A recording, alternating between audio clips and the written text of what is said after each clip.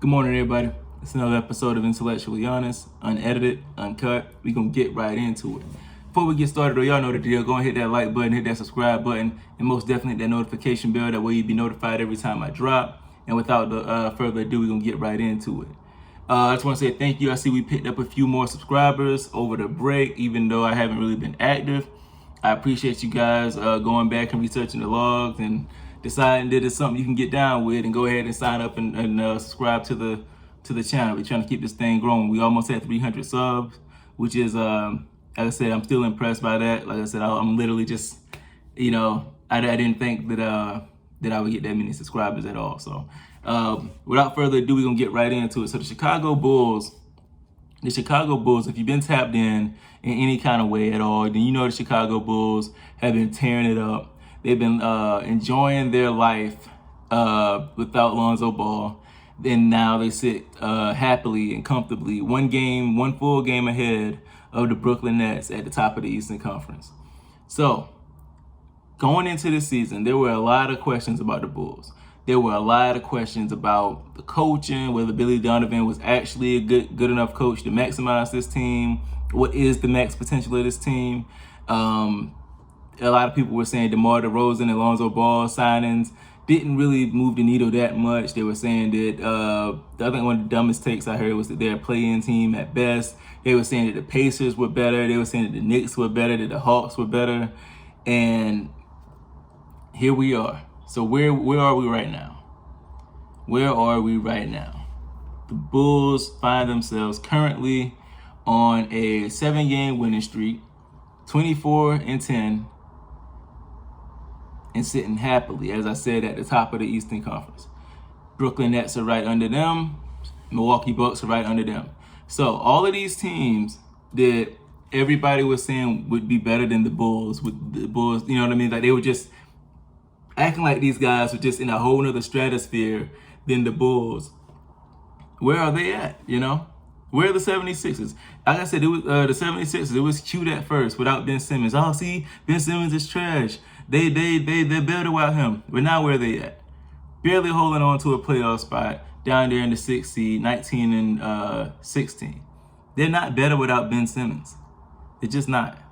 And I think they're finding that out now. Where are the Hawks? The Hawks aren't even in a play-in position right now. They're number 12. The Knicks are right above them at number 11. Still not a play-in team. The Pacers are worse than them. Where are these guys at?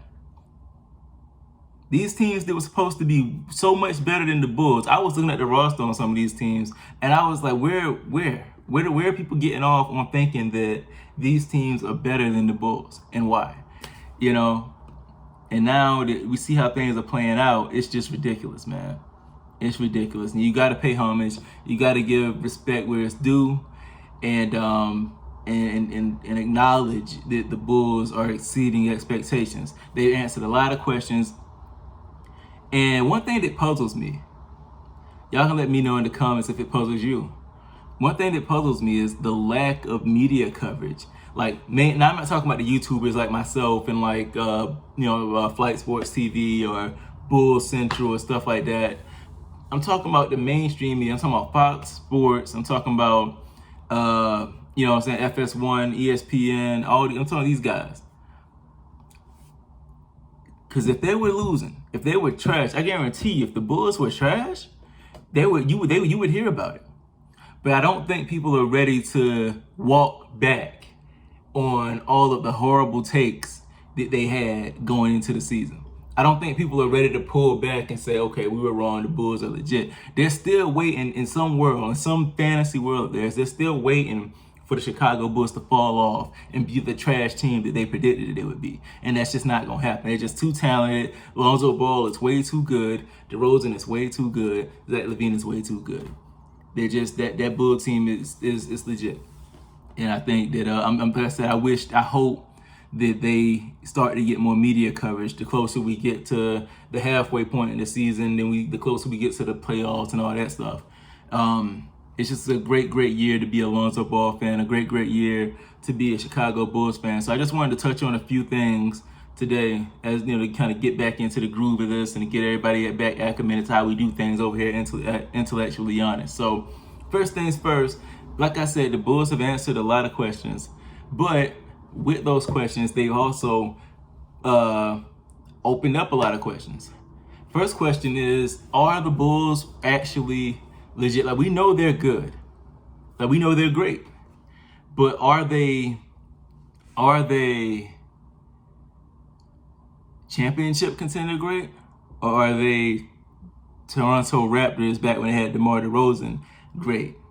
Like, they got the best record in the East, then get to the playoffs and get completely exposed by LeBron. There's no LeBron in the East, but there is a Giannis. There is a Durant. Are these teams going to expose the Bulls in the playoffs the way that the Raptors and DeMar DeRozan used to get exposed back in the day? That is a question that I think we'll be able to answer more clearly down the stretch, like as we get closer to, as that time is more like upon us. But as of right now, I want to say no. I want to say that the Bulls are more legit than those. I want to say the Bulls are more legit than those old Raptors teams.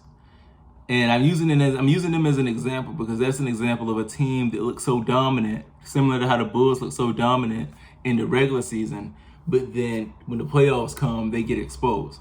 So that's why I use the Raptors as an example. But yeah, I'm willing to bet. I'm willing to bet that the Chicago Bulls, the best. I'm still willing to say that the best is yet to come from the Chicago Bulls. As well as they played with or without Lonzo, with or without Zach, with or without DeRozan, with or without Vooch, I'm willing to bet that the Chicago Bulls still have another level that they can get to. And that's the difference between those old Raptors teams. Like, those old Raptors teams were playing their best ball. They were playing to their max potential in the regular season, and they just couldn't get to that in the playoffs. I think when the playoffs get here, I think we're gonna see the best of Lonzo Ball. I think Lonzo. I said it on like on a previous video. Go ahead and research the log. I said it in a previous video that I think playoff Lonzo is gonna be similar to playoff Rondo. And if you know playoff Rondo, the story and the mystique behind playoff Rondo is that he ups his game tenfold. He becomes like an all-time great point guard almost in the playoffs. And that's always been one of my favorite things about Rondo. That's why he's my favorite player of all time. It's just amazing how when you give Rondo one team to focus on over the course of 4 games at minimum, how he can rise to that occasion and pick that team apart. And I think it's going to be a similar thing with Lonzo Ball. I think playoff Lonzo is going to start to take on a mystique of his own. So no, I do think that this Bulls team is more legit than those old Raptors teams. To answer the first question, second question is, and it's kind of like a hypothetical, like a theory, like a what if. But my second question is, what if Lonzo Ball wins a championship this year? You know, think about that. What if Lonzo Ball wins a championship this year? Because it's very realistic that he could. What if Lonzo Ball wins a championship this year? You're talking about the ball. The ball will officially, no pun intended, the ball will be in the court of Markelle Fultz, De'Aaron Fox, Jason Tatum, Donovan Mitchell, all the Bam Adebayo, all these guys, all these top tier guys from his draft, and a couple years after him, with the Trae Youngs of the world and the Ja Morant, Luka Doncic, all these other guys that the media has tried to act like Lonzo Ball just doesn't even deserve to have his name mentioned with the other young talent of the league. The ball will be in their court. Lonzo Ball, the first time he gets on a team with a coach that actually believes in him, a team that actually wants him, and he wins a championship, a team that wasn't a playoff team. So it won't be like a Durant situation where you're joining a championship team, a 72-win team already. You're joining a team that was not in the playoffs. Zach LaVine never won 4 games in a row. DeMar DeRozan never had a ring. He didn't make the playoffs with the Spurs, so the Spurs was non-factors over there in the West with DeMar DeRozan. You bring all that together with Lonzo Ball at the point, and they win a ring. You can't discredit Ball. You can't. You won't be able to discredit Lonzo. The Bulls team is hot right now. I think it's very realistic that we could see Lonzo Ball winning and capturing his first championship. And if that happens, you kind of have to give him his props. You kind of have to give him his respect, because that's what Lonzo has done his whole life. LeVar Ball said it. It doesn't matter if Lonzo has 5 or 50. All he cares about is to win. And that's what Lonzo does. He helps the team win. He helps the team better. He makes the team around him better. Guys who are normally like non-factors, like Tony Bradley. He had one of the amazing plays in I think one of Lonzo's last games, when Bradley got the rebound, was running the floor. Lonzo said, "No, give me that. I'm gonna give it back to you. Bradley get the ball to him. Lonzo, right back to him. Bradley for the dunk. Lonzo does that for players who can't create for themselves. Lonzo Ball keeps them engaged in the game and makes everybody a factor on the team. So, with that being said, and with this Bulls team playing the way they're playing, it would be incredible for Lonzo Ball to capture his first championship this year at the young age of 24. It's insane. It would be insane. And I think that after that happens, I think you're going to start to see all-star appearances line up, because he'll be an all-star point guard. He'll be a very popular player on a very popular team. And that's when you're going to start to see his Lonzo Ball start to kind of shape his Hall of Fame career that I think he's destined for, barring any kind of major injury, of course. So, yeah, what if? Leave that in the comments. What are people going to say if Lonzo Ball captures first? This is a dude that the league has convinced us was trash. This is a dude that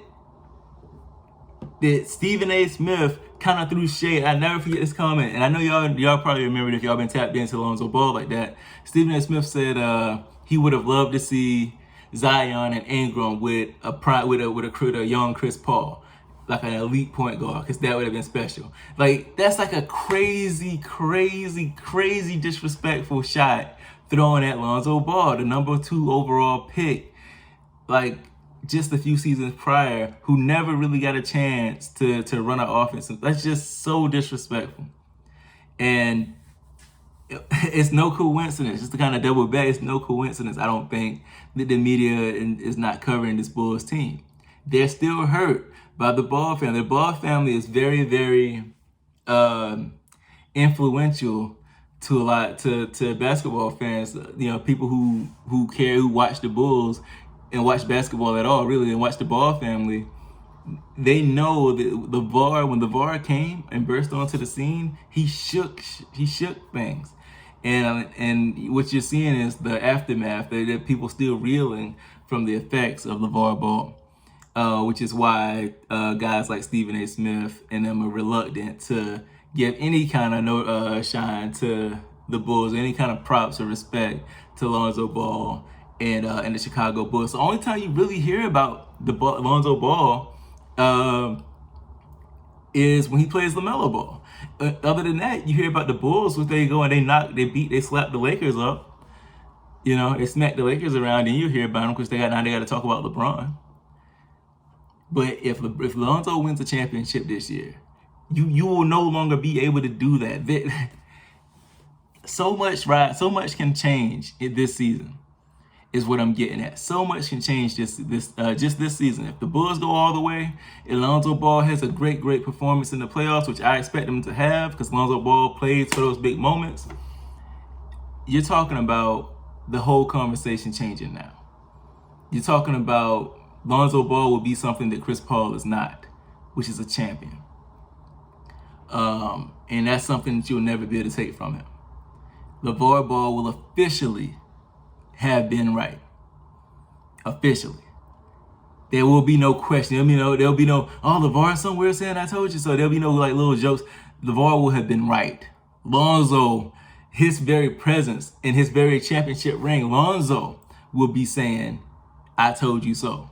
Through those things, through those accomplishments. Lonzo Ball himself will be saying, I told you so. So, last question coming back. Last question as far as the Bulls are concerned that I'm going to touch on before I let y'all up out of here.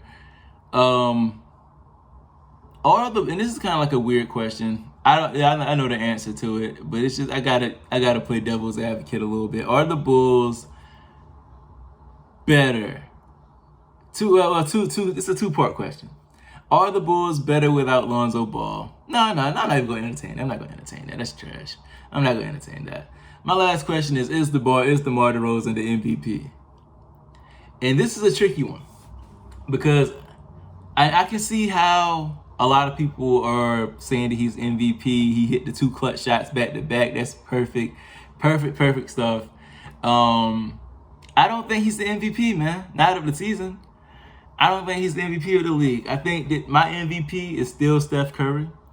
Just if you look at like what you thought the Warriors would be this season versus what they are, it's Steph Curry. You gotta, they're at the top of the West, just as the Bulls are at the top of the East. The only difference is they don't have a second star. I know Draymond Green has been a star, but you'd be lying to me with a straight face if you told me that he's a star now. He's not. He's a very, very solid player, and he's probably their primary facilitator. He's like their quarterback more or less from that power forward spot. But if you would have looked at that roster, a roster that's largely unchanged from last year, where the Warriors didn't even make the playoffs. If you look at this roster and you told me with a straight ass face that the Warriors would be at the top of the West, I'd say you're lying. I'd say you're bugging. I'd say you can't talk basketball with me because you're crazy. But here they are, 28-7, which is a better record than the Chicago Bulls. So they have a better record and arguably a tougher conference with less talent. Steph Curry is the MVP, guys. I mean, I get it. Much respect to what DeMar has been able to do and kind of change the narrative on himself. But Steph Curry is the MVP for me. Let me know in the comments how y'all feel about that one. If y'all agree, if y'all think it is DeMar, or if y'all don't think it's Steph or DeMar, then who is it? But one thing's for sure, one thing's for certain. This playoffs is going to be entertaining this year because we got a lot of new teams in the mix. Steph Curry could change the narrative on his. Steph Curry could also change the narrative on his career that he can't get it done in big games. So yeah, it's a lot riding on the line this season, and I'm just happy that Lonzo Ball and the Chicago Bulls are right there in the mix.